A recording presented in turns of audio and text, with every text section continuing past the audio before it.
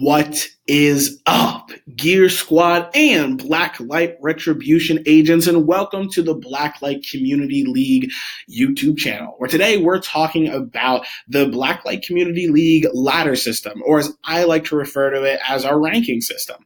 Basically, this is a competition that we're doing seasonally, where you're able to go against your most fiercest of components, and basically be able to climb the ranks, climb the ladder. And obviously the purpose is to try and get to the top, try and be number one. This should be really, really exciting. We never had a ranking system in Blacklight Retribution before. I think a lot of us are really hoping that one day, if there is a new Blacklight game, that they would go ahead and implement a ranking system, just like Overwatch or any game that really has a competitive mode. So I'm really, really excited for this to really see who is the best. This has been something that's been in the works for quite a while. So I'm excited about this. And this video is all about the Season 1 rule set. Basically, after a couple months, we'll be cutting off the ladder and we'll be starting a new one. And every single time we'll be changing the rule set to really refine what the community wants. Do you guys want grenades? Do you not want grenades? Do you want specific receivers or not? So this is going to be able to kind of help us really hone in on what the community wants and create a ladder system that's enjoyable by everybody. Okay, so this document that we're going to go through is available in the description below. It's an open document. So I'll go ahead and please open it, feel free, or you can just listen to me kind of talk through it. And that's exactly what we're going to do. This is the Blacklight Community League Season 1 rule set. So I hope you guys follow along. Here's the introduction. Welcome to the BCL Season 1 ladder. The first season will be a CTF competition with a more open rule set. So CTF, capture the flag, and yes, the rule set is a little bit more open than the normal BCL. BCL has very rigid rules to kind of stylize what we do for the BCL tournament. But for this, we're having it be a little bit more open. That way you guys can kind of decide what you like and don't like, and we can iterate on it. Otherwise, I'm going to change it throughout the seasons. As per usual, customization will not be allowed, but we have expanded the number of items and reduced the restrictions on receivers. Interesting. As the ladder allows for ties, every set will be comprised of 2 matches, where each team will host 1 match. The hosting team will decide on the map with no map restrictions. Yes, this time around we're doing no map restrictions, which is very interesting. We'll see how that goes. And you guys can tell us what maps you like and don't like. But you're allowing you guys to pick the maps. So if I have my own clan A, and I'm going against clan B, or maybe team A and team B, basically, if it's on my host, if I'm the one who's hosting it, I'm going to pick the best map for me. Maybe it's Seaport, maybe it's something completely different, Deadlock. And then the other team's going to go ahead and pick theirs, maybe it's Rig, maybe. And they're going to be able to do whatever they want. So obviously you're going to want to pick the map that's best for you and your clan. And hopefully you can beat each other on each other's maps and on each other's hosts. It'll be really, really interesting.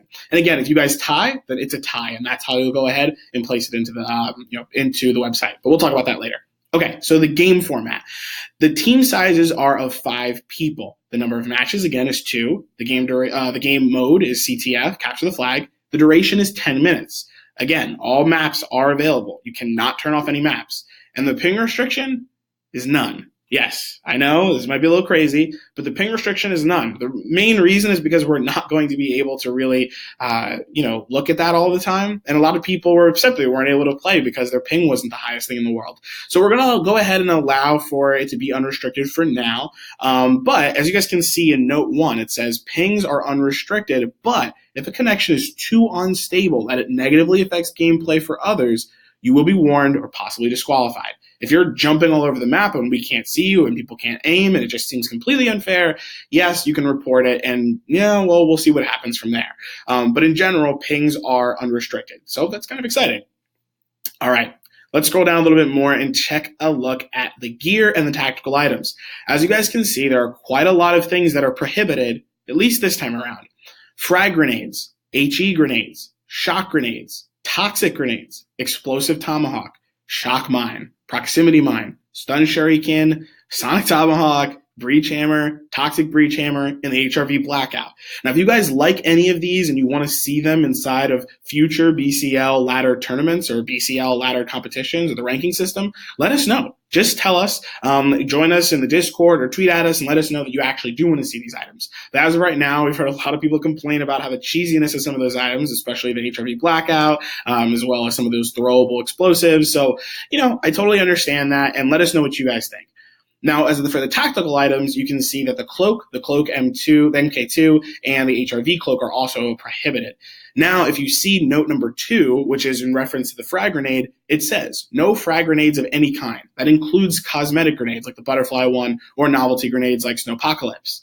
The only acceptable grenades are Digi and EMP. The reason that we went with these are because they're not insta-kills, and instead they're a bit more tactical. So I know that some people will say the same thing for Tox grenades, but a lot of people get really frustrated with Tox. They think that it's a little overpowered. I don't necessarily agree necessarily, but that's okay. The whole point is that we get to actually decide what we like and don't like during this first ladder system.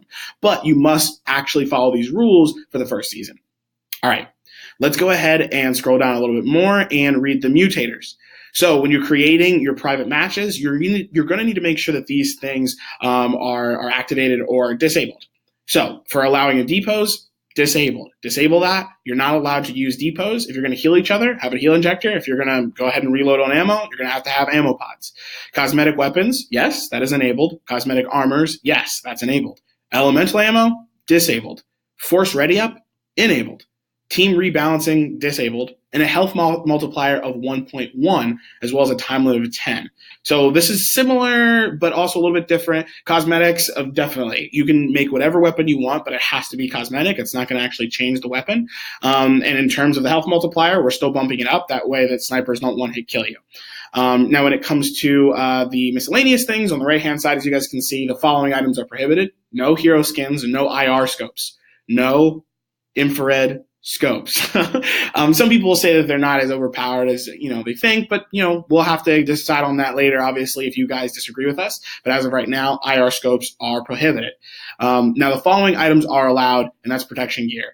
So a lot of people have been asking, okay, well, there are grenades. I still don't want really grenades. I don't want explosives and stuff. So if you want to put explosive gear, protection on, feel free. Some people want to. It's all up to you.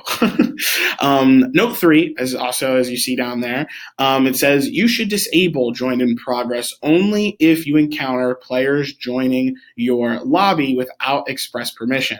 If this occurs, please notify the other team and restart the match with join in progress disabled. This is totally up to you guys. If you want to go ahead and disable it at the beginning, you totally can. But if you don't really feel like it, it's totally fine. Just know that is something you can add. We all know that there's a bit of a glitch out there, but outside of that, I'll leave you with that. All right, scrolling down, here's the information around the receivers. Primary receivers, they're all allowed. Secondary receivers, they are all allowed. This is super interesting. This is something that we've never really done before. We're literally opening up as many receivers as you want. If you all want to run submachine guns, fine. If you all want to run, the heavy pistol, fine. But it's all cosmetic, so remember, you can't make an overpowered SMG unless you already think the SMG is overpowered. And it's going to be really interesting. I'm excited to see what people do and what loadouts. Obviously, again, you can't have different builds at this point. But in terms of the actual receiver itself, it's totally up to you. So that's going to be really exciting to see how that works. And then lastly, as you guys can see down here, no spectating/ghosting allowed.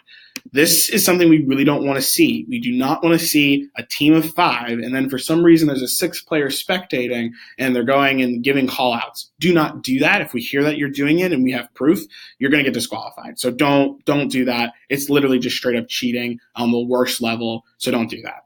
All right, last thing that I want to read for you guys is this down here below. The rule set may be revised as the season progresses, but teams will be notified in advance of any changes. With the expanded arsenal available, we expect to see some more interesting team dynamics.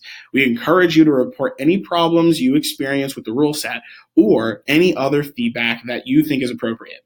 We will also take any and all feedback into consideration for the next season. And that's a lot of it. Don't expect us to necessarily change things this season, but if we need to, we will. But I think more importantly is we're taking in your feedback and we want to change things. So definitely play out this season, and then when it ends, or even during it, let us know what you guys think.